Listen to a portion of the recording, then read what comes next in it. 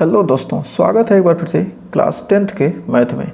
तो पहला चैप्टर हमने शुरू किया है। तो एग्जाम्पल दूसरा देखिए क्या कर रहा है। वास्तविक संख्या कर दर्शाइए कि प्रत्येक धनात्मक समपूर्णांक 2q के रूप का होता है और प्रत्येक धनात्मक विषम पूर्णांक क्या होता है 2q + 1 के रूप का होता है।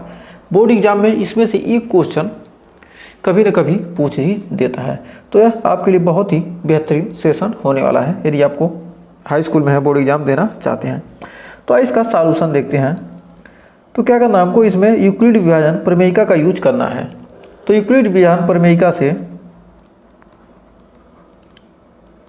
यूक्लिड विभाजन प्रमेयिका से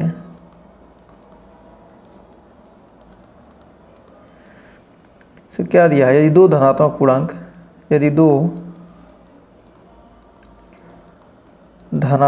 पूर्णांक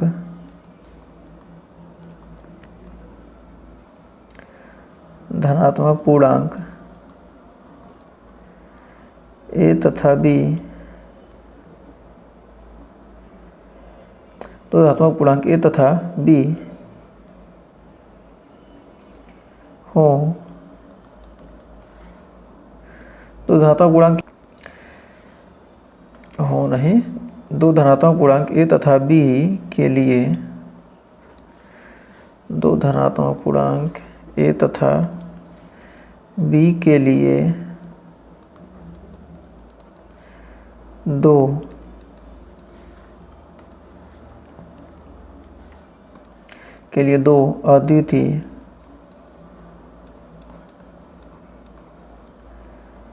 अद्वितीय पूर्ण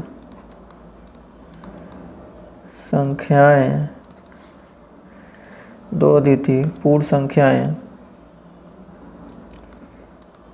Q तथा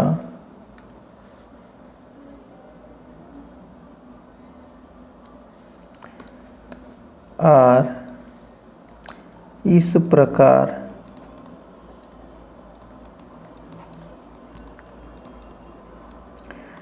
विद्यमान है कि A बराबर BQ + R, जहाँ R का मान क्या होना चाहिए 0, R का मान क्या होना चाहिए 0 से R से क्या होना चाहिए, R से छोटा या 0 के बराबर या R से छोटा होना चाहिए, और B से भी क्या होना चाहिए छोटा, B से छोटा, B से कम, 0 के बराबर या 0 से बड़ा क्या हो सकता है, R का मान हो सकता है।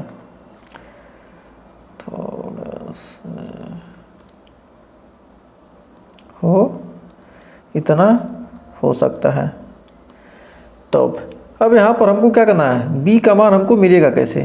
तो यहाँ पर B बराबर कितना, B बराबर यहाँ से हम क्या लेंगे 2, ये 2 दिया है, जिसके रूप का कहेगा उसी को क्या करना हमको B लेना है, जिसके रूप का कहेगा उसी को क्या करना हमको B लेना है। तो B का मान कितना आ गया, B बराबर 2, तो R बराबर कितना हो जाएगा, R बराबर हो जाएगा 0, 1। तो क्या होगा, माना B बराबर 2, माना B बराबर 2, B बराबर 2 यदि हमने मान लिया तो क्या हो जाएगा, R का मान 0 और 1 हो जाएगा। तो कंडीशन फर्स्ट, पहला कंडीशन बनेगा R बराबर 0 हो तो, R बराबर 0 हो तो इसके लिए क्या करेंगे, तो A बराबर क्या हो जाएगा, A बराबर 2Q + 0। तो क्या लिख सकते हैं, A बराबर 2Q + 0। तो क्या है, A 2 से क्या है, A बराबर 2Q, क्या है 2 से, क्या है 2 से भाज्य है, 2 से भाज्य है, अतः यह समपूर्णांक है। अतः क्या है, अतः क्या कह सकते हैं, अतः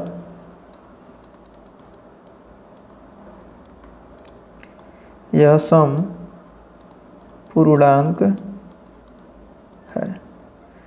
क्या हो गया, यह समपूर्णांक हो गया। तो r बराबर 0 पर क्या है, a बराबर 2q, क्या होगा 2 से भाज्य होगा। तो 2 से भाज्य है तो क्या कह सकते हैं, यह समपूर्णांक है। यहाँ पर लिख सकते हैं 0 r ग्रेटर देन 2, 2 से कम या 0 के बराबर हो सकता है। पुनः दूसरा कंडीशन में क्या करेंगे, r बराबर 1 हो तो, r बराबर 1 हो तो क्या करेंगे, कह सकते हैं a बराबर 2q प्लस 2। r बराबर कितना हो जाएगा 2q प्लस 2, तो r का मान कितना हो जाएगा 2q प्लस 2। r का मान कितना 1 है ना, तो 2 कैसे लिख सकते हैं, 2q प्लस 1।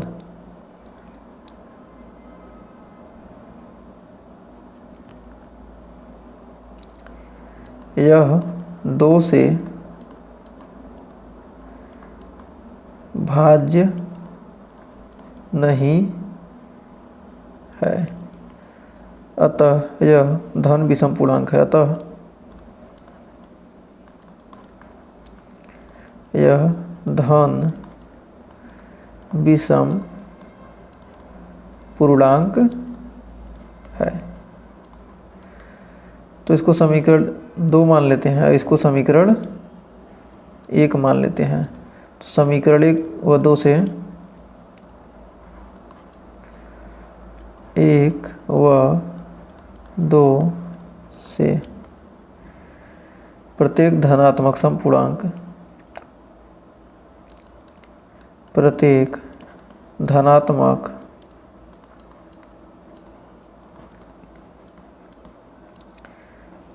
समपूर्णांक क्या होता है 2q तथा विषम पूर्णांक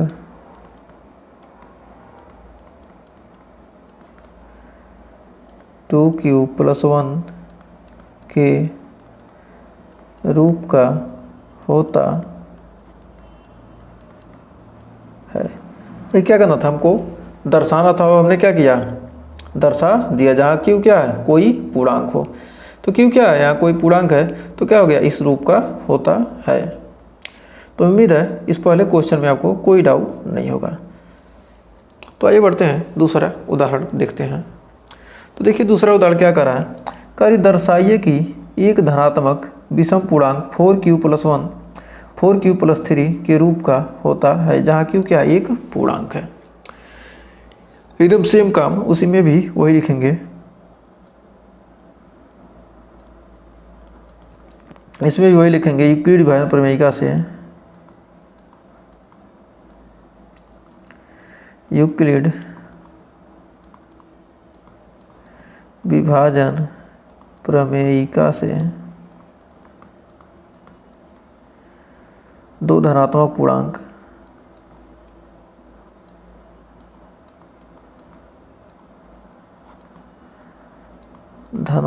पूर्णांक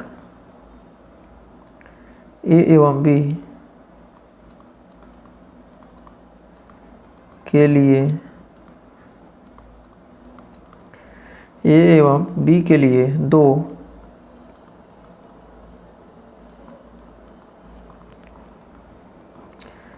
अद्वितीय पूर्ण संख्या q तथा r इस प्रकार विद्यमान हैं कि a बराबर BQ प्लस R, जहाँ R का मान क्या होना चाहिए, 0 के बराबर या B से छोटा या 0 से बड़ा होना चाहिए। तो यहाँ पर मान लेते हैं क्या, 4q प्लस 1 के लिए जिसके रूप में जिसके साथ q आएगा वही क्या है हमारा b का मान है, तो b बराबर 4। क्या करेंगे, यहाँ पर मानेंगे क्या है, माना b बराबर क्या है 4 है, तो लिख देंगे माना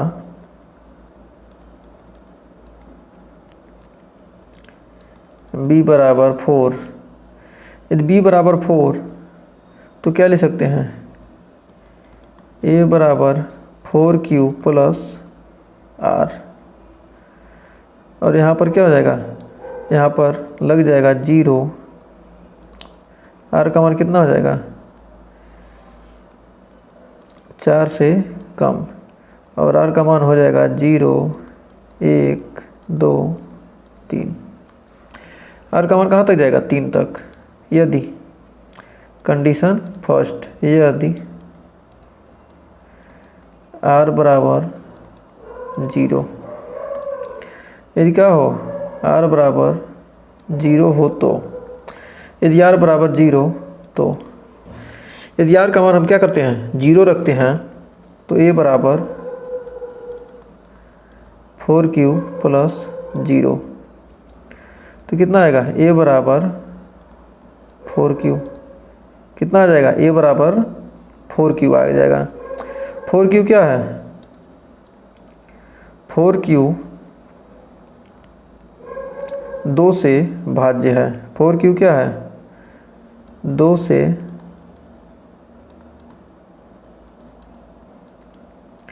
भाज्य है। 4q जब 2 से भाज्य है, अतः यह एक क्या कर सकते हैं, अतः यह एक सम पूर्णांक है। क्या होगा, यह एक सम पूर्णांक है। तो फिर क्या करेंगे, हम r बराबर क्या रखते हैं, यदि r बराबर फिर 2 रखते हैं तो दूसरा कंडीशन में r बराबर 1 हो तो r बराबर कितना, r बराबर क्या करेंगे, r बराबर 2 तो हमने ले लिए, 0 ले लिया, अब r बराबर 1 हो तो r बराबर 1 यदि लेते हैं तो क्या हो जाएगा, a बराबर 4q प्लस 1, तो हो जाएगा 4q प्लस 1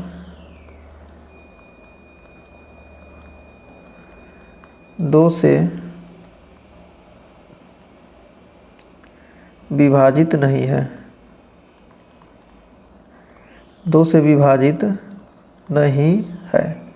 जब 2 से विभाजित नहीं है, अतः क्या है, यह एक विषम पूर्णांक है, अतः यह एक क्या है, विषम पूर्णांक है।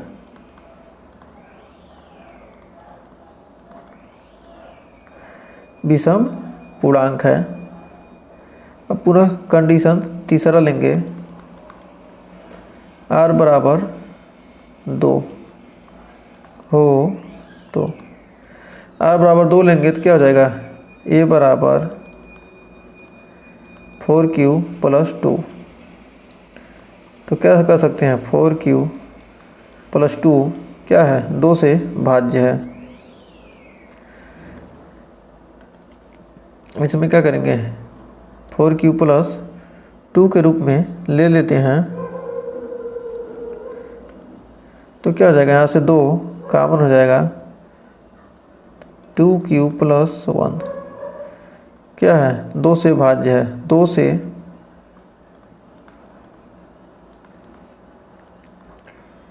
भाज्य है, अतः सम पूर्णांक है, अतः सम पूर्णांक है। जब 2 से भाज्य है तो क्या कर सकते हैं कि यह क्या है, यह एक सम पूर्णांक है। जब 2 से भाज्य है तो क्या हो गया, सम पूर्णांक हो गया। तो पुनः लास्ट चौथा कंडीशन देखते हैं, यदि r बराबर 3 है तो,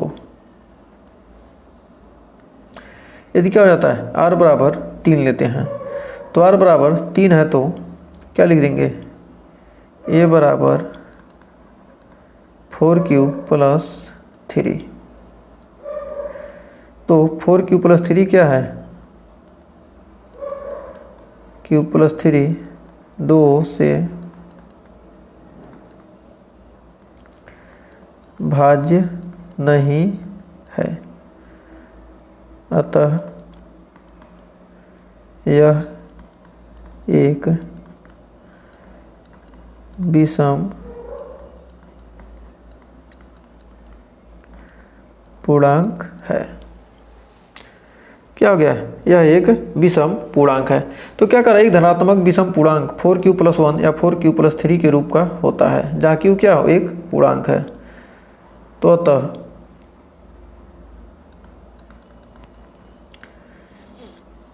कंडीशन किससे, 2 और 4 से कह सकते हैं, अतः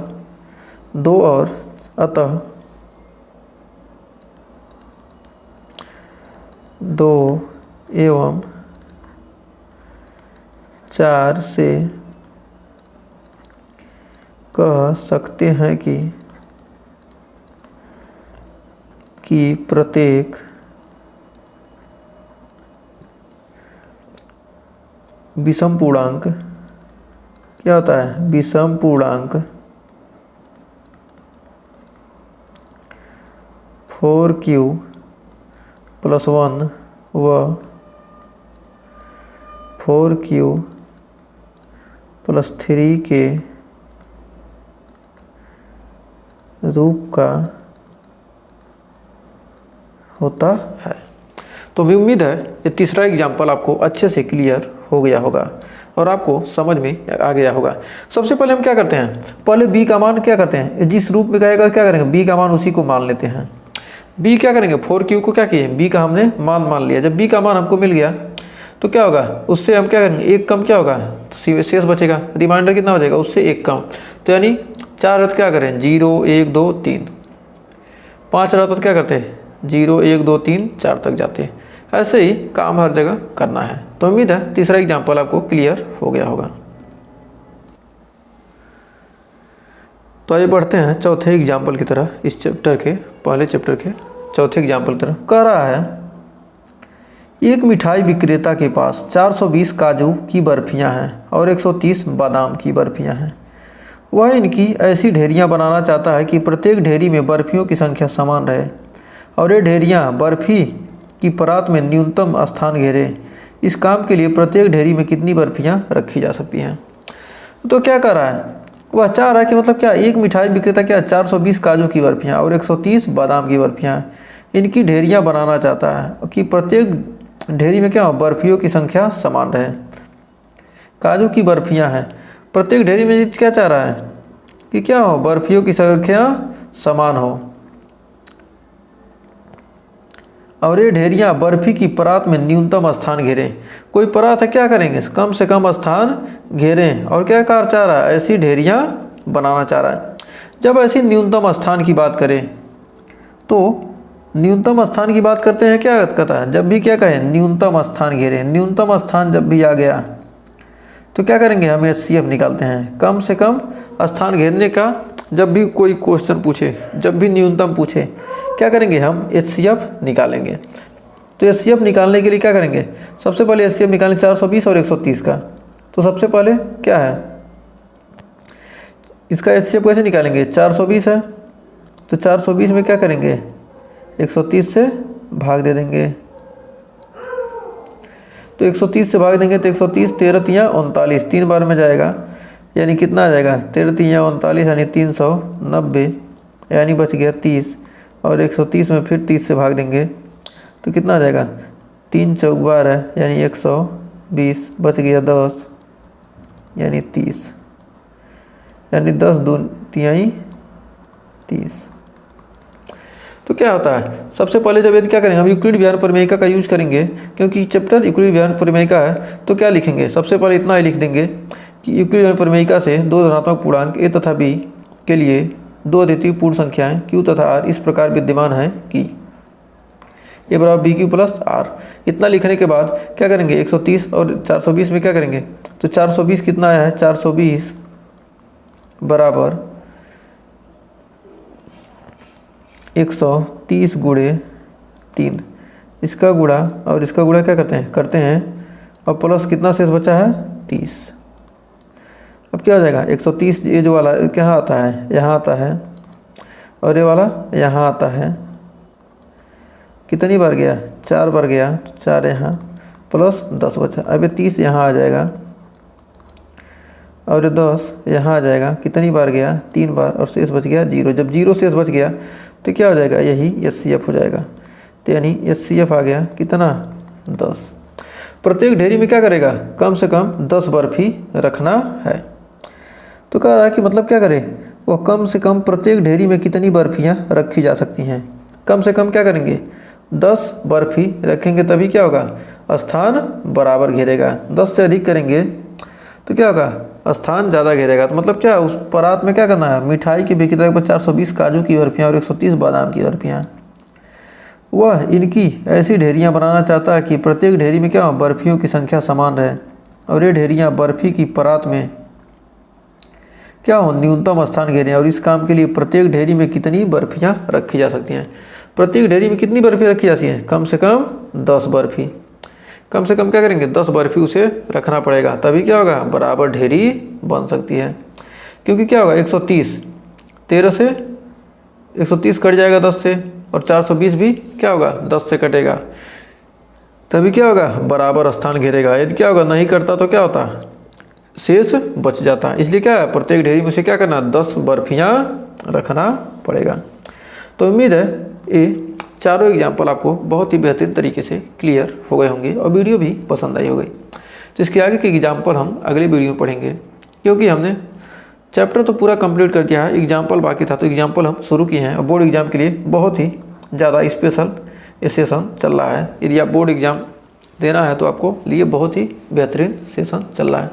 तो आज के लिए बस इतना ही। अगर वीडियो पसंद आए तो वीडियो को लाइक शेयर कीजिएगा और चैनल पर पहली बार विजिट किए हैं तो चैनल को सब्सक्राइब जरूर कीजिएगा। मिलते हैं नेक्स्ट वीडियो में, तब तक के लिए टेक केयर।